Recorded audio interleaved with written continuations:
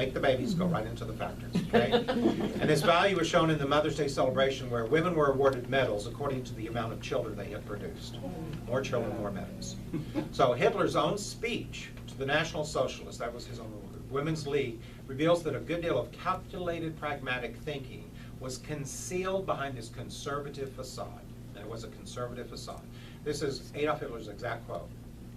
The slogan, "Emancipation of Women," was invented by Jewish intellectuals and its content was formed by the same spirit. In the really good times of German life, the German woman had no need to emancipate herself. She possessed exactly what nature had given her to administer and preserve, just as the man, in his good times, had no need to fear that he would be ousted from his position in relation to the woman. And we know what that would be. If a man's world is said to be the state, his struggle, his readiness to devote his powers to the community, then it may perhaps be said that the woman's is a smaller world. For her world is her husband, her family, her children, and her home. Any questions on these? Have you all gotten your handmaidens outfit yet? Exactly. Wearing my clothes. So in these parties of our current political activity, there are two orientations. The leaders are the leaders. I truly feel in our current governance, state of governance, it's like, no, the number one job is to get reelected, stay in power and get elected, and just let me go to Martha's Vineyard and we'll get your cousin and your uncle and all this jobs and all this. It's like, it's a good deal. Who would complain about it? Obama got $400,000 for his first speech. Hey, it's a good gig. Getting both sides, it's a good gig. Both sides are working it to the max, right? But there is a difference in values I'd like to point out. I'm neither Republican or Democrat. I'm against both of them, actually. But on the Republican side, the focus is on the military-industrial complex, or what I like to call the military-industrial corporate complex, okay?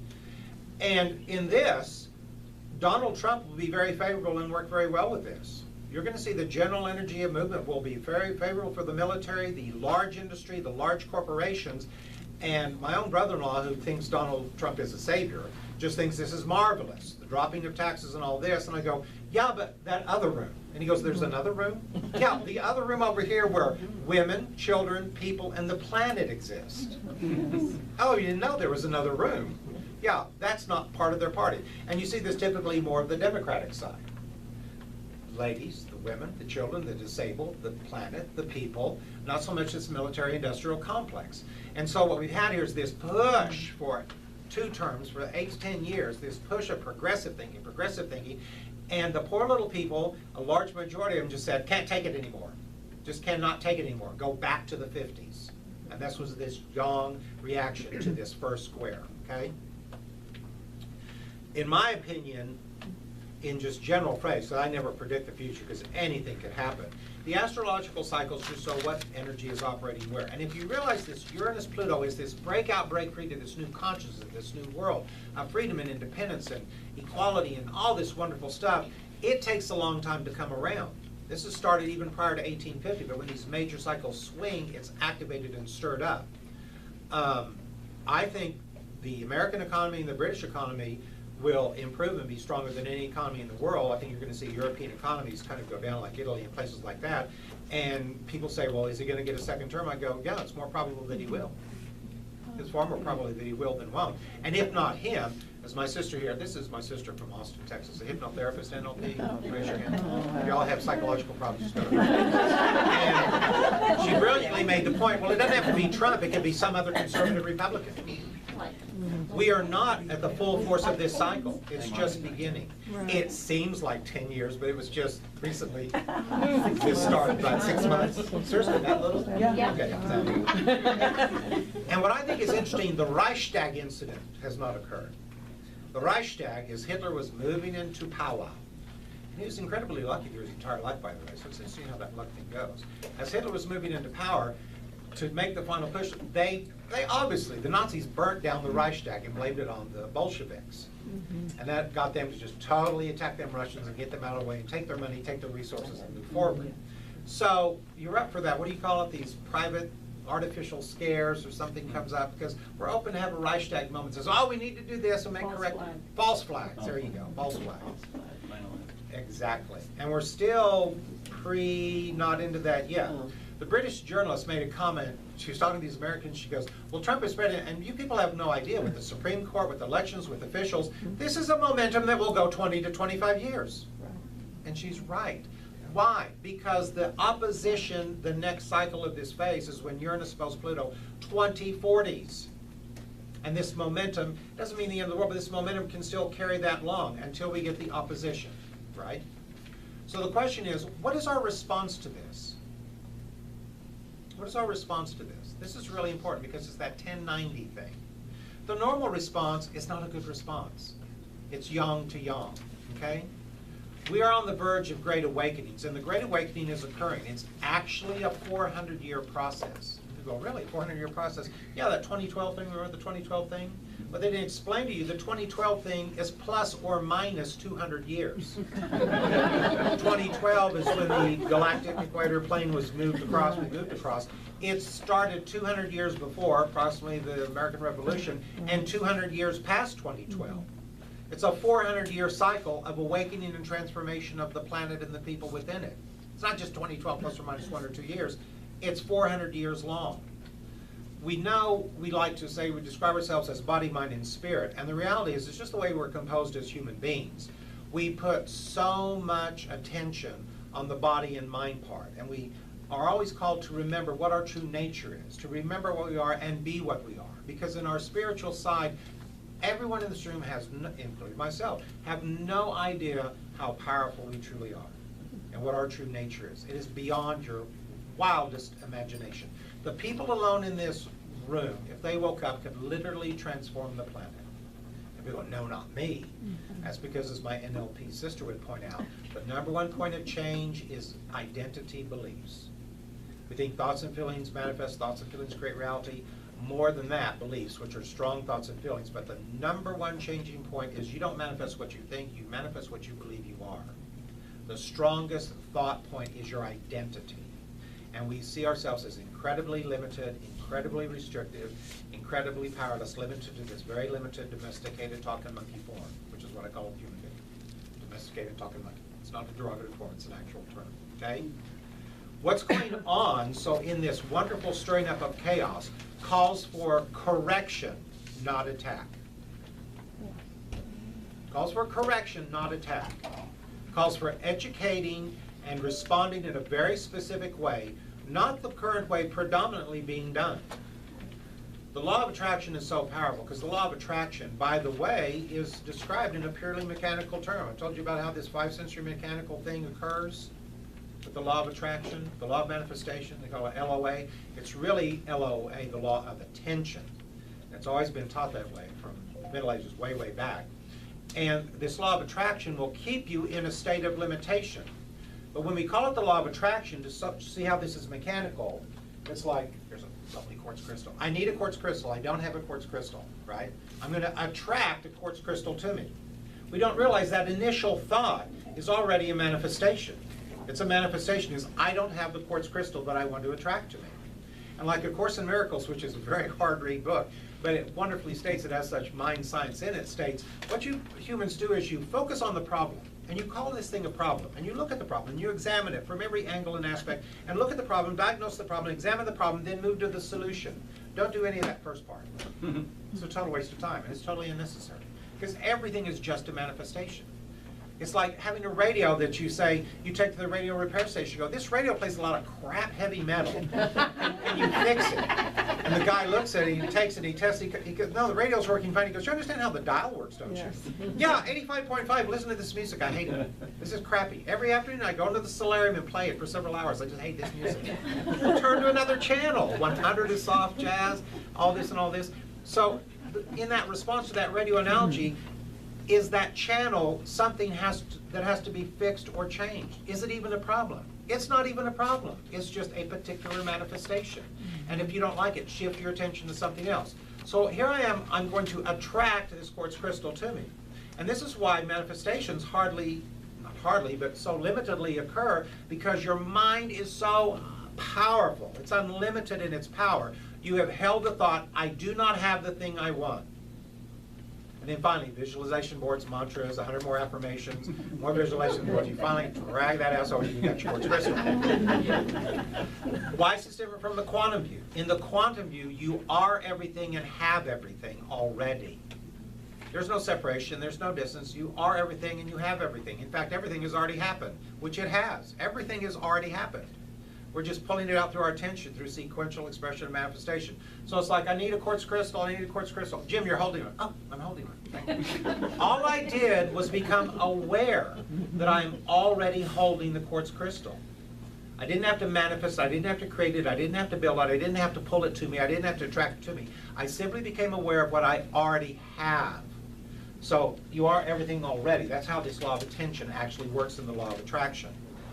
So why do I emphasize this law of attraction again? Because thinking and feeling is 90% response to the world. Most people live, and I find this very interesting, in a co-creative negative feedback loop. A co-creative negative feedback loop. Some crap happens, they look at it, they talk about it, they talk about it, they look at it, they talk at it, and they just create more. Some of my favorite metaphysical teachers are Esther Hicks down in San Antonio, Texas, but her teachings aren't actually really new. There was a secret metaphysical group way in the Middle East over 2,000 years ago that taught this exact same thing, and they correctly called it the law of attention, not the law of attraction. And she's not labeling it wrong, call it the law of attraction, because most people think from this 5 sensory viewpoint. But they clearly made the point that the universe is changing fast all the time. It's just changing back into the same thing. Because the universe swirls around us, we look at this thing, we comment, we talk about it, respond to it in the same way, and the universe just changes back into the same thing. You have to tell a new story, you have to think differently, you have to respond differently, okay? Most people live in this negative feedback loop unless they take conscious control of what they're thinking and feeling. And most of us do that not very much. We kind of like get in, it's like driving our cars. You say, come get in my car, we'll go to the 7-Eleven and get something to drink. And you start up the car and press on the accelerator, and your friend goes, you're not even touching the steering wheel. No, I just let the car go everywhere, and we'll eventually end up at the 7-Eleven. Wouldn't it be better to like control the steering wheel? So yeah, take charge of your pods. Enter Eris, E-R-I-S, Eris, a dwarf planet. Now there are planets called dwarf planets. This was discovered in 2005 and actually demoted Pluto to its dwarf planet status. And what the astrologers find funny, you can name anything in the universe, but dwarfs are ornery little critters. I mean, they're mean SOBs. It's like, Pluto, yeah, maybe a dwarf planet, but have you ever battled a dwarf? Because they will just, cream it. Discovered in 2005 and officially named Eris in 2006, has a moon. There's about 15 more Pluto objects out in the Kuiper Belt, they estimate, okay, about that size. And we've discovered several since 2000. The moon is dysnomia. I love this name, the spirit of lawlessness, okay? It was originally called Xena from literally the TV show The Warrior Princess series. Remember Xena? Okay? The actress was Lucy Lawless. What was so interesting about Lucy Lawless, she was an Aries and had Eris conjunct her sun. The actor that portrayed this warrior. Isn't that amazing? Eris is a collective planet. How we look at these planets in astrology is the sun and the moon are the great luminaries. They represent the yang and the yin. Equal size, equal importance in the sky. Then you have Mercury, Venus, and Mars, the personal planets. Then you have Jupiter, Saturn, which are still personal, but they're social planets. Then you have Uranus, Neptune, Pluto, the transformational planets that are the higher version of Mercury, Venus, and Mars. Mercury's higher octave is Uranus. Venus's higher octave is Neptune. And Mars, the little warrior, his higher octave is Pluto. That's what I love to point out. And when these planets are discovered, that archetype is released into the collective use. Pluto is so fascinating because up until its discovery in the 30s, we just had criminals and this, but suddenly organized crime came into existence, called the mafia, right? And I always love to point out, common criminals in the street, burglars and stuff, are handled by the police. But here's this organized crime, far more organized, far more powerful. Who handles the mafia? Not the police, the FBI. We created super cops to handle the super criminals at the same time. Isn't that amazing? Pluto, very powerful, very intense. Okay, so Joan of Arc's chart had a very strong Eris in it as well. Eris is the goddess of discord, okay, in the traditional mythology. And she is the sister of Ares, the planet Mars, the warrior, okay? Now traditionally, as you go back in history, things get really negative and pessimistic. They really do. Pretty much in the old days, You read a chart, well, you're just basically screwed, so give it up. So this was this very warrior Mars and this very warrior sister Aries and all this, but no. This is portrayed as Wonder Woman in this recent movie, okay, that's come out. This is the new archetype of the female warrior and the yin warrior energy that was part of the Uranus-Pluto recent square.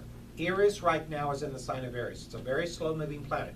And these dwarf planets are so far out there in the Kuiper Belt, they relate to collective generations of people, large groups and large times during, not just so much personalized. They can be personal in your personal chart, but they represent the collective energy.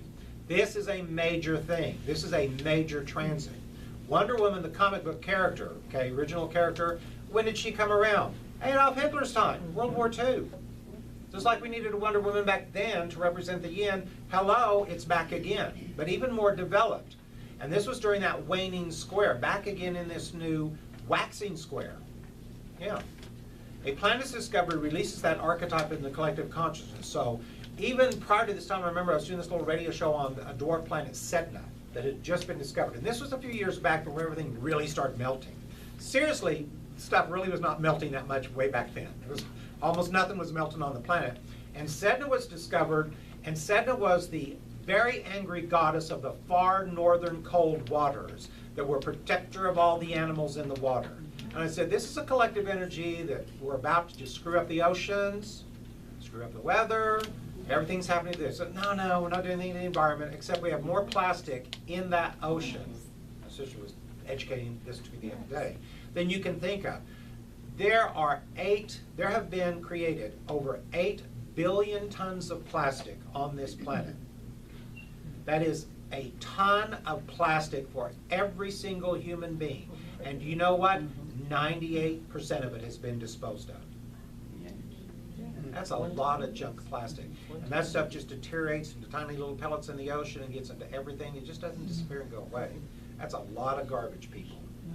The function of Eris, very important, is to confront, to challenge ideas that are held in unawareness. She's the confrontive, challenging archetype, because astrologers have had a chance to kind of look at this time. So you come across ignorant, unaware people. This is her job, to confront them.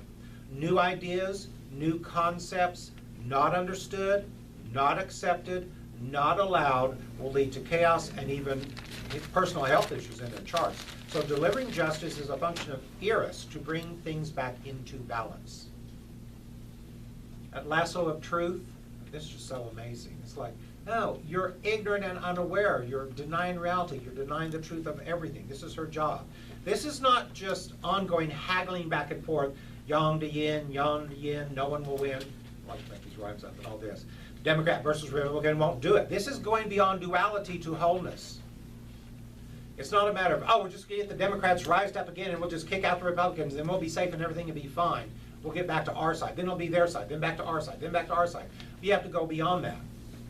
This is why we have Pluto in Aquarius in 2024. People will start to see the whole governance as a scam. More information, more information, more information. And it can happen early, but they're going to start collectively saying, this is a scam.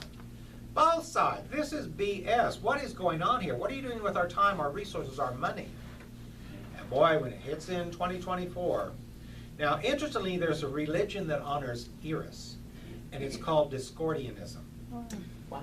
She's the goddess of discord. And of course, it started in the 60s, the hippies, of course, why not? And there's some arguments about whether it's a real religion or not because of its kind of comic aspects. I think anyone can create a religion. It's a religion, and they're very brilliant and very serious because this faith, they have their own holy book called the Principia Discordia. And in the Principia Discordia, order and disorder are both illusions. It's very Taoist in nature. Isn't that cool? It's got all those hippies back then. What is interesting is that in that Principia Discordia book, there's contained the law of heuristic escalation from Eris. And the law states that the imposition of order equals escalation of chaos. Say that again. The imposition of order equals the escalation of chaos. Isn't that great? Wow. Because it applies in society. But the truth is that civility, it'd be nice if we had a return to some degree of civility. Yes. Not easy to do with the common populace with this Pluto in Capricorn and the astonishing behavior of people that are occurring because, and it's so intense. Pluto is so intense in terms of this energy, right? And this can only be done though with very firm correction, especially from this educational process. Not like you're an orange baby monkey